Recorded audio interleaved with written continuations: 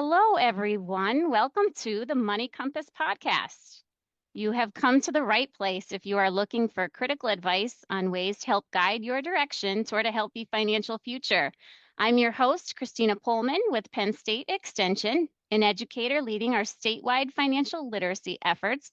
I have the pleasure of being joined by my co-host, Brady Ward. Brady, can you share about yourself? Yep, so my name's Brady Ward. I'm currently a junior at Penn State University Park, majoring in finance and accounting. Great. Thanks, Brady.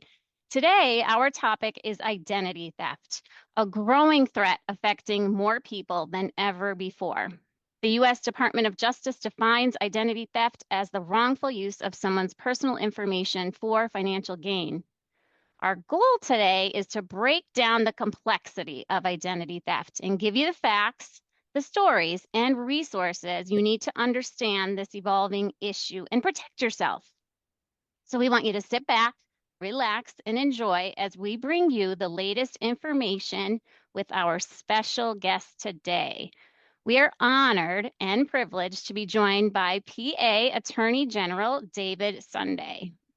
I have a brief introduction to share of his long list of accomplishments before I turn it over to Brady, who will begin our discussion with him. David W. Sunday Jr. is the Pennsylvania Attorney General and a former United States Navy veteran who served in the Persian Gulf during Operation Desert Strike, as well as in South America and the Caribbean on counter-narcotics missions. His military service shaped his leadership under pressure and instilled the Navy's core principles of honor, commitment, and courage. During law school, he interned with the United Nations Department of Peacekeeping Operations, and after built a long career as a prosecutor in York County, serving in roles including district attorney and supervising major crime and felony narcotics cases. He was appointed as a special assistant United States attorney, leading high-profile federal prosecutions. As district attorney, he led efforts against the opioid epidemic, protected seniors from fraud and abuse, forged partnerships with healthcare systems in support of mental health, and successfully prosecuted numerous high-profile felony cases. Attorney General Sunday and his wife have one son and reside in York County. PA Attorney General David, thank you for being here with us today. Thank you for having me. It is wonderful to be here. And I will say that in the bio, one thing that I think you omitted is the fact that I went to a Penn State branch campus, Penn State Harrisburg, of which I'm very proud. And when I got home from the Navy, I had to work, and it provided an amazing opportunity for me. And so it's great to be here with you, and I'm looking forward to sharing some information. Excellent. We are thrilled to have you, and we're going to get started right away here. I'm going to turn it over to Brady to take you through our interview today. Perfect. Thank you, Chrissy. So, Attorney General Sunday, what recent concerns are you seeing most frequently among Pennsylvanians affected by identity theft? Well, what I can say is, and this kind of flows through some of the other things we're going to be talking about today, and that very simply is the increased sophistication of the scams that we're seeing, and how they've been able to increase things such as account takeovers, taking over people's checking and banking accounts, new accounts being created. And one of the things in particular is the use of AI to impersonate loved ones. And just, I think, to wrap up the initial question here, the concerns that we are seeing in law enforcement is just an increased sophistication and effectiveness of the scams. And there are more tools that bad guys can use as a result of AI and other technologies. And I always like to tell people that, you know, technological innovation is not mutually exclusive with protecting people. It's very important to have these technologies, but just like any other tool that exists, if it's used and it's in the wrong hands, and if it's used in the wrong way, it can be very dangerous. And so that's what we're seeing here. Perfect. So you mentioned artificial intelligence a little bit in that response, and it's definitely changing the landscape of online crime. So how is AI specifically influencing identity theft? So I'll give you a couple examples here. overall, very simply, AI has essentially supercharged bad guys' ability to scam individuals. Because in the past, it was usually pretty clear that the individual trying to scam you didn't sound like, a loved one or someone that you're familiar with. But that's not the case anymore. AI can be used by a scammer to mimic someone's voice. And that's the voice, again, like I said, of someone you know. And the reason for that is because AI needs as little information as just a few seconds of someone's voice to create a full voice profile that allows a scammer to pretend to be someone that you're familiar with. Much of this kind of data is pulled from public social media accounts, such as TikTok, Facebook, or even someone's voicemail recording. And so, unfortunately, due to the increased level of sophistication and this technology, that really changes the game when AI can within a millisecond put together a profile of a voice and identify someone that you may be in contact with. That really changes the game, and it's very concerning. That does sound really concerning and something that we should definitely keep an eye out. Next, could you share some statistics regarding identity theft in PA specifically, and how that compares to some nationwide data? Sure. So to begin with, and remember, all the data that exists on this are from people reporting it.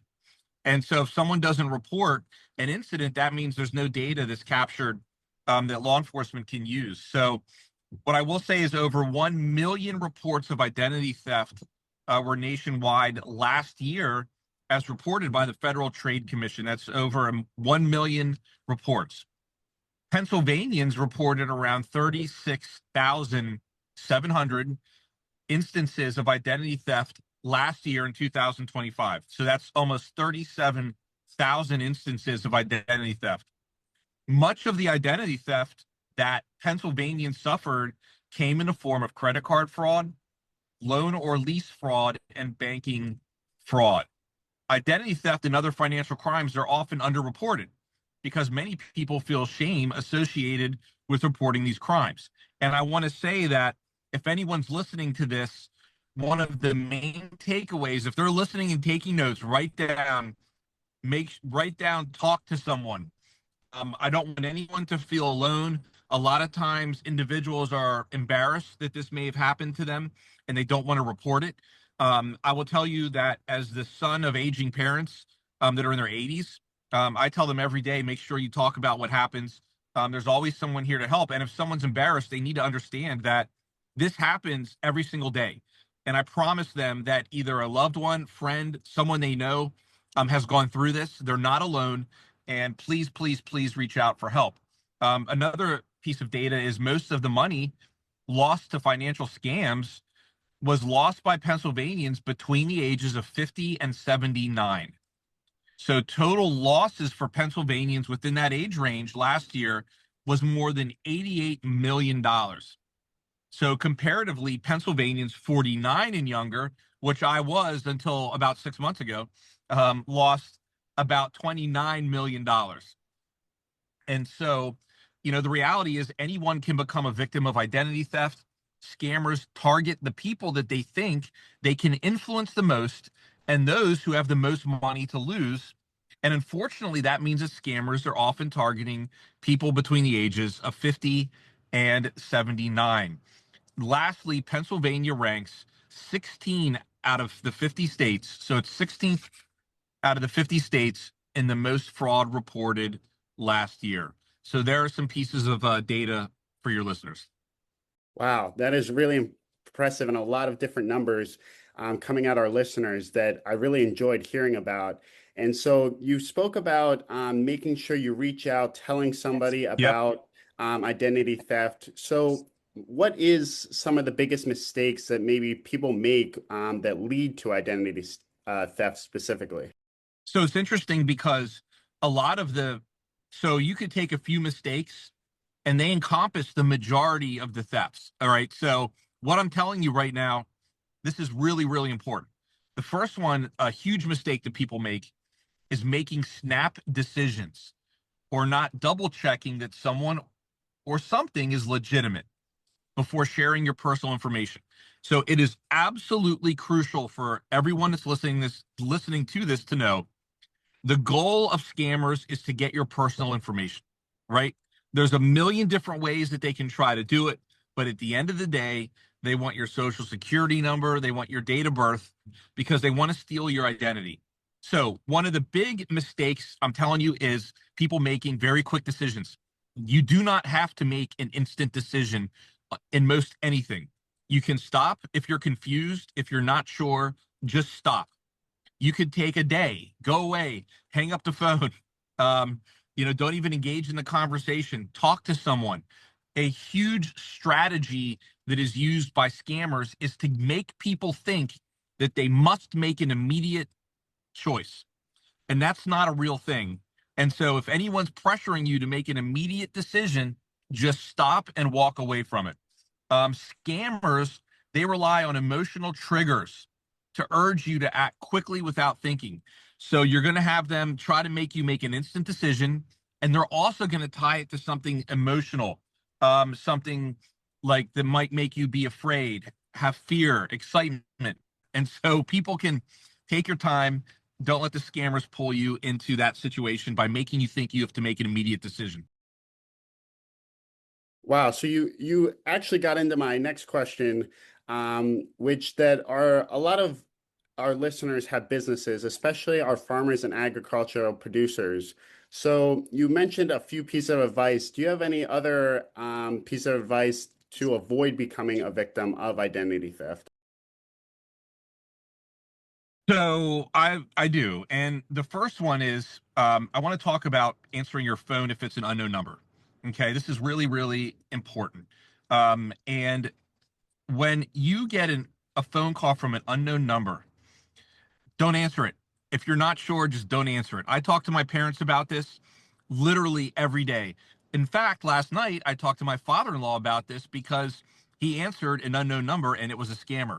When I think about my parents, who are in their 80s, they're of a generation that really um, is one that they don't want to offend people, if that makes sense. I hear it all the time from people who have been scammed. They were worried about being offensive to someone who calling them or being rude, and hanging up the phone, or quickly they feel like that would be just the wrong thing to do.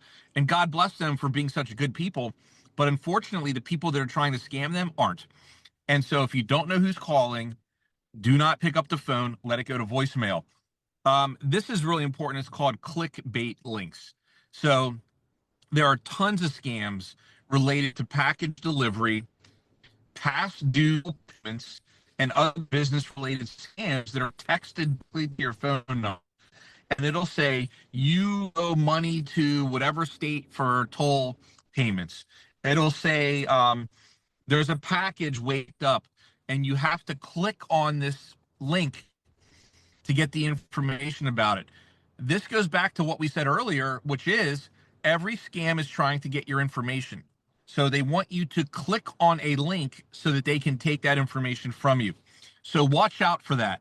The takeaway is there's no need to click on any link that comes to you via text message on your cell phone. Never, ever, ever. This is number 3. Never, ever, ever provide your personal or banking information. Okay, scammers, they try to create these fake websites that look legitimate. This is really important. And these are sophisticated scams, right? So there are websites that look like the legitimate website for a company that you might be familiar with. A lot of people know if a website is fake or not. And the takeaway is every single one of us receives paper bills, right, in the mail. And if the website that's on the statement, if that doesn't match the one you think you're clicking on, then don't click on it. Always use the information provided to you that you get in the mail, in your mailbox, from the companies. Always verify. Make sure that the person you're talking to is the right person. And if you're not sure, what did we say earlier? You don't have to make a quick decision. Hang up the phone. That's really important. Stick with trusted retailers. All right. We all, and a lot of society, they're on social media, right? And you'll see on social media these deals that look really tempting. Okay. But a lot of them may not be legitimate. And so it may even, like, if you do a search on Google, it might even come up as a sponsored result.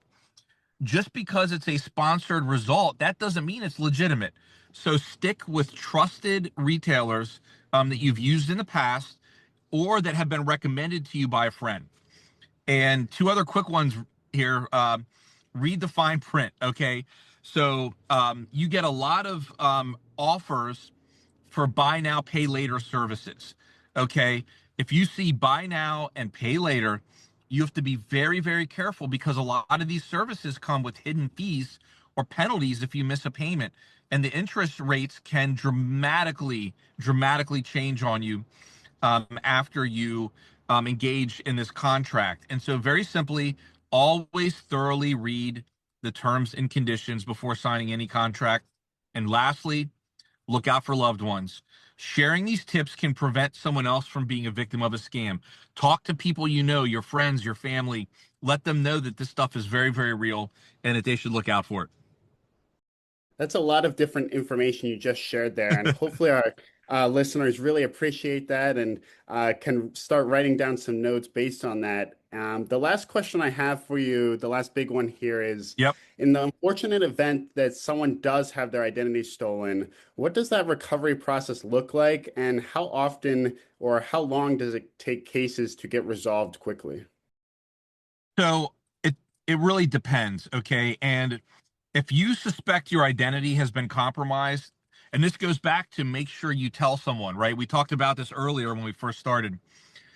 Anyone who thinks their identity has been stolen, they should contact police as soon as possible. The sooner you contact police and begin an investigation, the more likely you can prevent serious damage to your personal information or before your banking information is compromised. So speed is essential here. And so to start with, call your local police department. Call your local police department. If you don't have a local police department, then call the Pennsylvania State Police and file a criminal complaint. I then have to tell, this is really important, go to the Office of Attorney General. So even if you've called your local police department, call the Office of Attorney General, and I'm going to give you that contact information here in a second. And the reason you want to do that is because we have scam teams that work to try to mitigate the amount of money that's stolen if you do have money that's stolen from you.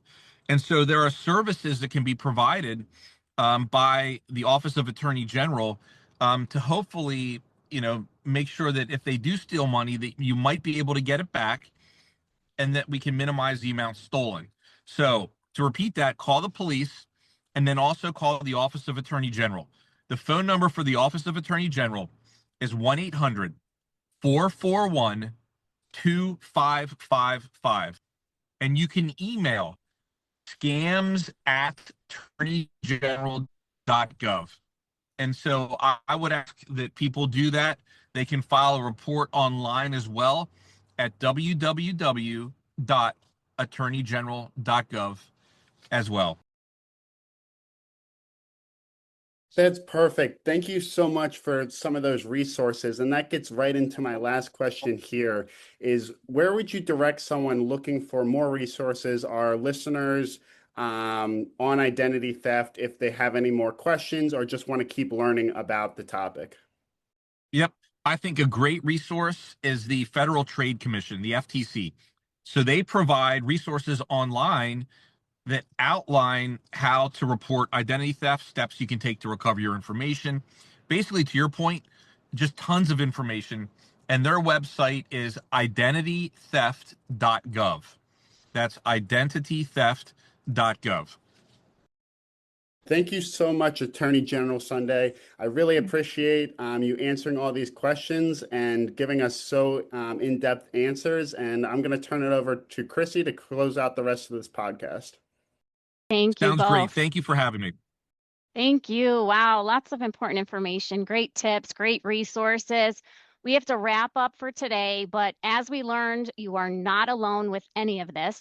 Please don't hesitate to reach out for help if you are not sure about a potential identity theft situation. We hope this conversation has given you a clearer understanding of the realities and challenges surrounding identity theft. And we are really honored and privileged to have had Pennsylvania Attorney General David Sunday with us today. We want to sincerely thank you for your expertise, your insight, and commitment to helping the people navigate this complex issue. Thank you for having me. I appreciate it. And I wish the best to all your listeners. And I hope that none of them have to deal with this personally. Thank you. To everyone listening, thank you for being part of this important discussion. Until next time, we encourage you to check out Penn State Extension for articles, webinars, workshops on many different topics, and stay informed at extension.psu.edu. Brady, where can they find Penn State's Financial Literacy Center? Yep. You can find the Sokolov Miller Family Financial and Life Skills Center at financialliteracy.psu.edu. All right, great. Thank you all so much. We'll see you next time for the next episode of The Money Compass.